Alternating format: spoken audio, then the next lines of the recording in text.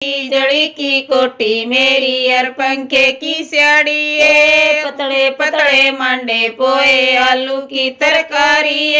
पतले पतले मांडे पोए आलू की तरकारी देवर जेठ जिमण लागे जी मैं कुणबा सारा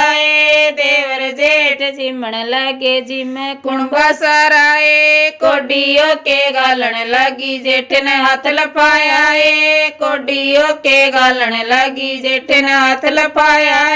ताली मारी बेला मारा बस देख मारा पतीला ताली मारी बेला मारा बस देख मारा पतीला